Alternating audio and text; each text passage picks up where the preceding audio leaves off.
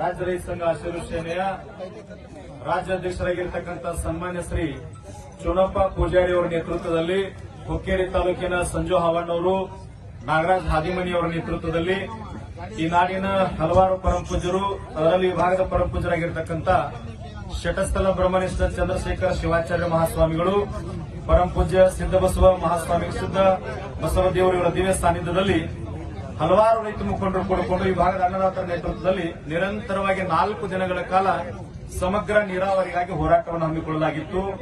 4 ದಿನಗಳಲ್ಲಿ ಈ ಭಾಗದ ಕೆಲವು ರಾಜಕೀಯ ಮುಖಂಡರು ಸ್ಪಂದನೆಯನ್ನು ಮಾಡಿದರು. ಅದೇ ರೀತಿಯಾಗಿ ಇವತ್ತು ಸರ್ಕಾರ ನಮಗ ಗೌರವವನ್ನು ಕೊಟ್ಟು ಮುಖ್ಯ ಎಂಡಿ ಅವರನ್ನ ಕಳಿಸಿಕೊಟ್ಟು ಚರ್ಚೆಯನ್ನ ಮಾಡಿ ಅದರ ಸಮಸ್ಯೆ ಬಗೆಹರಿಸ್ತೀನಿ ಅಂತ ಅಧಿಕಾರಿಯನ್ನು ಕಳಿಸಿಕೊಟ್ಟಿದ್ರು.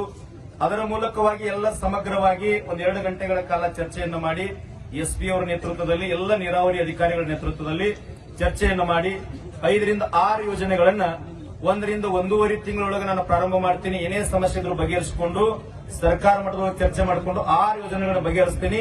ಮಲ್ಲಿಕಾರ್ಜುನ್ ಏತ್ ನೀರಾವರಿ ಇನ್ನು ಯಾವ ಗಂಭೀರ ಅದಾವ ಆ ಎಲ್ಲ ಗಂಭೀರ ಸಮಸ್ಯೆಗಳನ್ನ ನೀರಾವರಿ ಯೋಜನೆಗಳನ್ನ ಚರ್ಚೆ ಮಾಡ್ಲಿಕ್ಕೆ 10-15 ದಿನಗಳೊಳಗ ನೀರಾವರಿ ಸಚಿವರಾಗಿರ್ತಕ್ಕಂಥ ಸನ್ಮಾನ್ಯ ಶ್ರೀ ಡಿ ಕೆ ಶಿವಕುಮಾರ್ ಅವರ ಜೊತೆಯಲ್ಲಿ ಈ ಭಾಗದ ಶಾಸಕರು, ಸಚಿವರ ಆದಿಯಾಗಿ ಎಲ್ಲರ ನೇತೃತ್ವದಲ್ಲಿ, ಪರಮಪೂಜ್ಯರ ನೇತೃತ್ವದಲ್ಲಿ, ಅಧ್ಯಕ್ಷರ ನೇತೃತ್ವದಲ್ಲಿ ಒಂದು ನಿಯೋಗವನ್ನು ಕರ್ಕೊಂಡು ಬರೀ ಭೇಟಿ ಮಾಡಿಸ್ತೀನಿ. ಅದನ್ನೂ ಕೂಡ ಸರ್ಕಾರ ಮಟ್ಟದಲ್ಲಿ ಗಂಭೀರವಾಗಿ ಚರ್ಚೆ ಮಾಡ್ತೀನಿ ಅಂತ ಹೇಳಿದ್ರು.